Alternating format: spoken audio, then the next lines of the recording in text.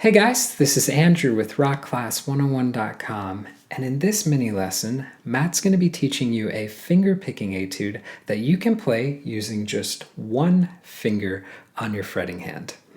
Now, what I love about this piece of music is that it really allows you to focus on what your right hand or your picking hand is doing. And for this song, you can use either a 4-finger approach or a 3-finger approach. So with a 4-finger picking approach, your thumb gets string 4, index gets string 3, middle gets string 2, ring gets string 1. You could also use a 3-finger approach. Thumb would get double duty, so string 4 and 3, index gets string 2, middle finger gets string 1. So either or works. You can even do a hybrid of those two approaches. But if you're new to using a 4-finger approach or a 3-finger approach to fingerpick, I'd highly encourage you to check out our Fingerpicking Concepts course, which you can do so by clicking this link right here. But this course is really cool because it teaches you how to do both approaches, and it also has many exercises for each approach, and they are scaled. So you have beginner exercises, intermediate exercises, and advanced exercises. It's really a great way to work on mastering multiple finger picking approaches. So let's take a step back though. Let's talk a little bit about this lesson. So in this video, Matt's going to be teaching you how to play the entire etude, but if you want to get the tabs to print off and follow along with, that's going to be available at this link right here, or you can go to the site rockclass101.com and do a search for ML009. That's the lesson number for this lesson. Now also on that page will be the really cool interactive on-screen tab viewer. Now this is a great feature where you can hit play, you can watch the tab scroll across in real time, you can highlight bars to loop sections, slow it down to any speed you wish. Just a great asset in learning this song that much easier. Alright guys, so before I hand it off to Matt to teach you how to play this, don't forget to grab the low G ukulele, and I will catch you at the end of the lesson. Hello, my name is Matt Dahlberg, and today we're going to learn this beautiful one-finger etude. The reason it's called a one-finger etude is because we're only going to be using one finger with our fretting hand the whole time as we play through it. That being said, we are going to be using 3 fingers with our playing hand. So let's go ahead and dive into melody A where we can see this being used. We're going to start here with our thumb on our C string, index finger on the E string, and middle finger here on the A string. Now, if you haven't done much finger picking before, check out the video down below where you can see a finger picking guideline. One quick note is to make sure that your thumb is in front of the other fingers and that the fingers have some give to them. That creates a nice, warm, nice sound. So with this in mind, we're going to fret the 2nd fret on our C string with our middle finger here. And we're going to pluck our thumb on our C, index on the E, and middle on the A. Then we're going to do the C string again, E string again, A string again, and then the C string one more time, and the E string one more time. So the pattern there is going C, E, A, C, E, A, C, E. And in time, that sounds something like this, just holding that same chord all the way through. 2 and 3 and 4 and. Now what's wonderful about this is when we go into the 2nd measure, it is exactly the same as the 1st measure. So in time, the 2nd measure sounds like this. 2 and 3 and 4 and. And the two of them together, measures 1 and 2, should sound something like this. 2 and 3 and 4 and.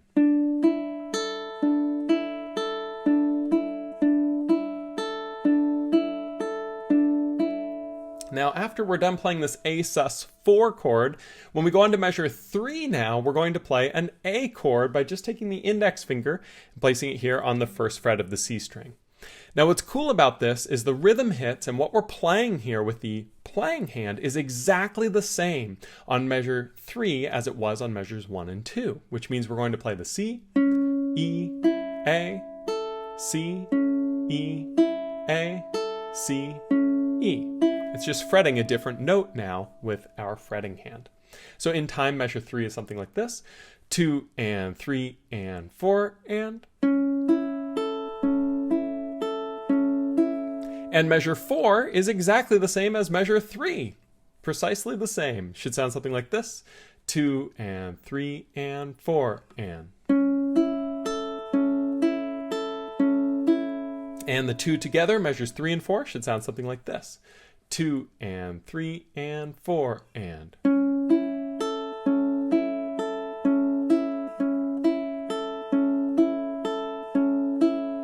Now as we go on to measure 5, it gets a little bit more complex here with some more chords.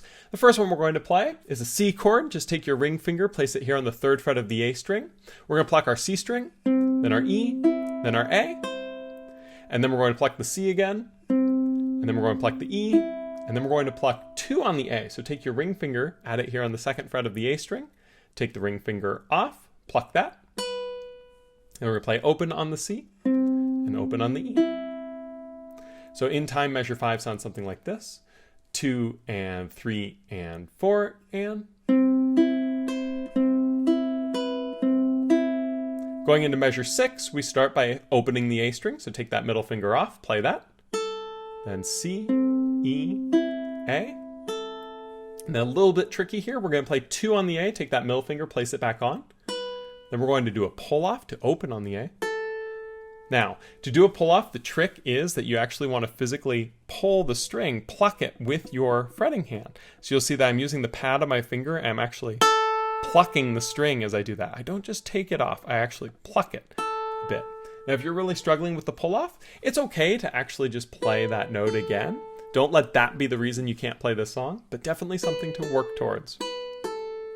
After we've done that pull off, we then play the E string and the C string both open. So measure 6 is a little bit more difficult. It should sound something like this when you play it in time. 2 and 3 and 4 and. And measures 5 and 6 together with those changes should sound something like this. 2 and 3 and 4 and.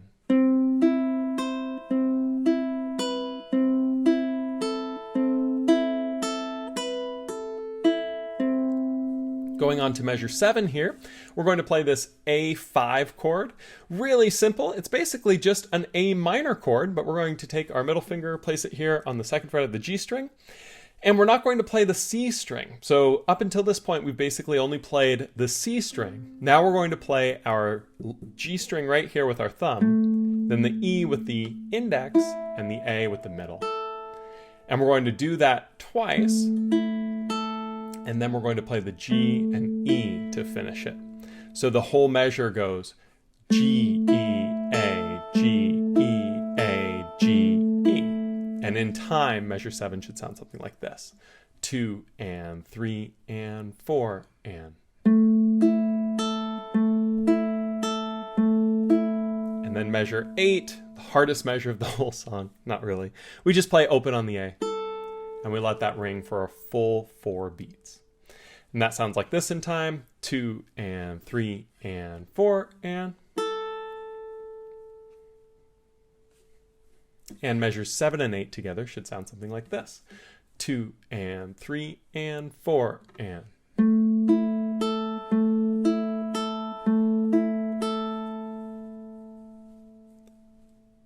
So that you can get an idea of it, here is all of melody A played. Measures 1 through 8 should be something like this. 2 and 3 and 4 and.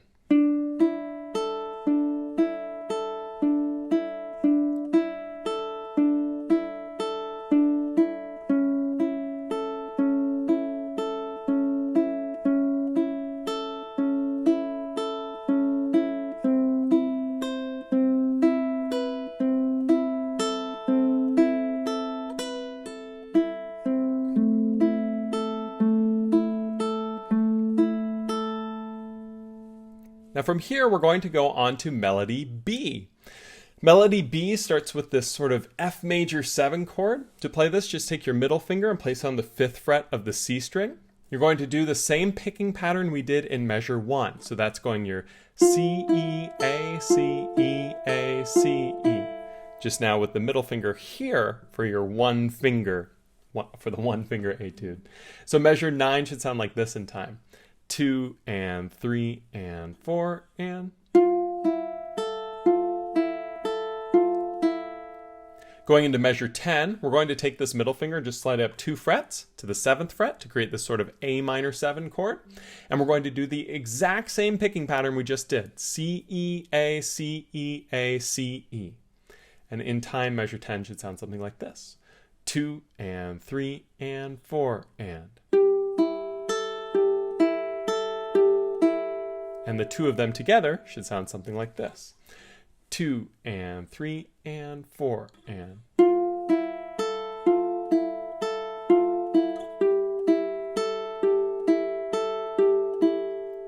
Now we're going to go on to measure 11. It's going to introduce a C chord a little bit differently than we've played it before. Take your ring finger, place it on the 7th fret of the A string. You're going to pluck your C, E, A on that 7 on the A. Then you're going to pluck your C, E again. But then you're going to play 5 on the A using your index finger here. Take the ring finger off. Then play your C and E. So measure 11 in time sounds like this. 2 and 3 and 4 and. Going on to measure 12, we're going to take this index finger and slide it down 2 frets to fret 3 on the A. Pluck that string. Then the C string, E string. Then we're going to play 2 on the A, sliding this index finger down 1 more time. And then a little bit tricky here, we're going to play 3 on the A with the middle finger. Quick tip, leave the index finger where it was on 2. Play the 3 with the middle. Then we're going to do a double pull off. The way we do this is the same way we did the pull off earlier. Middle finger is going to pull off to 2. That's why we left the index finger there. And then index finger is going to pull off to open.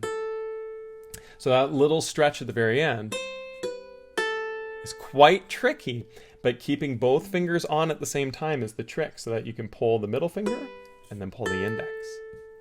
So measure 12 in time should sound something like this. 2 and 3 and 4 and.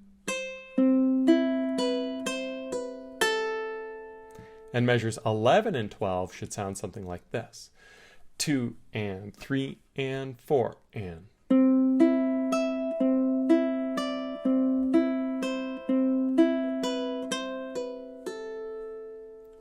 Going into measure 13, well, what's cool is measures 13 and 14 are exactly the same as measures 9 and 10. So it's using that F major 7 and that A minor 7 that we learned earlier. And they are exactly the same measures. So in time, 13 and 14 should sound like this. 2 and 3 and 4 and.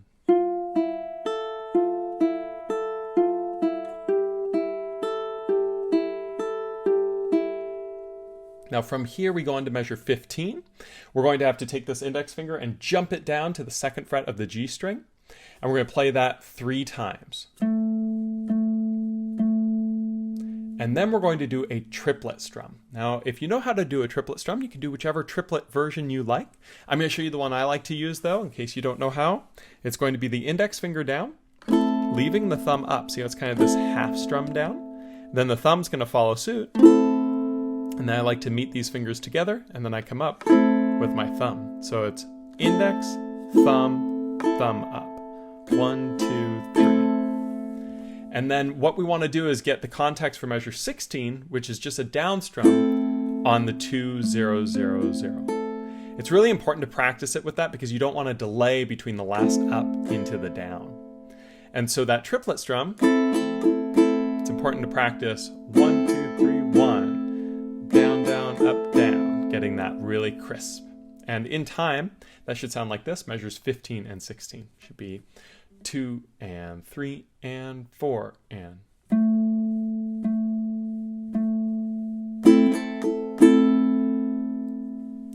And that concludes that melody B. So that you can hear it though, here's all of melody B, which is measures 9 through 16.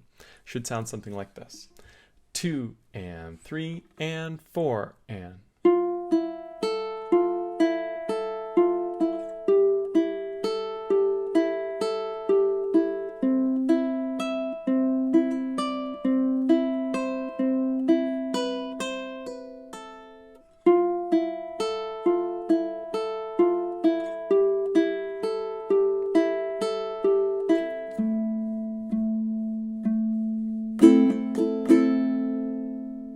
Now, this isn't quite the end of the song because what we do is we repeat effectively. We go back to the beginning of the song and we play through measures 1 through 8 again, and then we finish the song with that.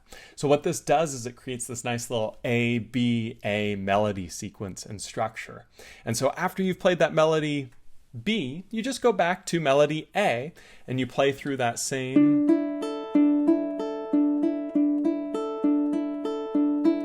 sequence that we did before.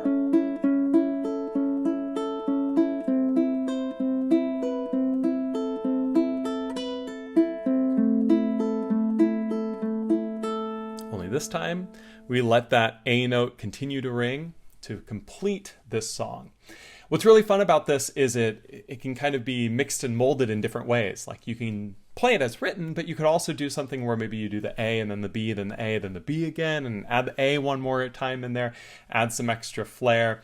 And it can also be a lot of fun to play it with different emotion and speed, just because this melody is so haunting and that minor sound works really well to add some rubato, where maybe you kind of...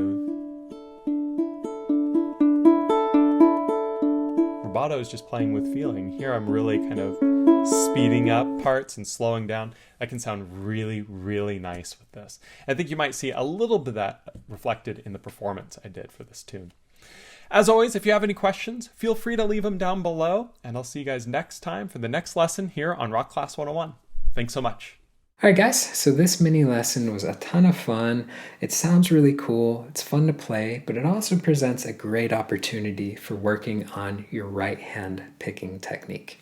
Now I do want to give you a friendly reminder that if you wanted to get the tabs to print off and keep for your records, that was available at this link right here, or you can go to the site rockclass101.com, do a search for ML009, that is the lesson number for this lesson, and don't forget too, on that page was the really cool interactive on-screen tab viewer, so you can literally hit play, watch that tab scroll across in real time, highlight bars, loop sections, slow it down, all that fun jazz. So guys, again, I hope you enjoyed this lesson and we will catch you in the next one. Take care.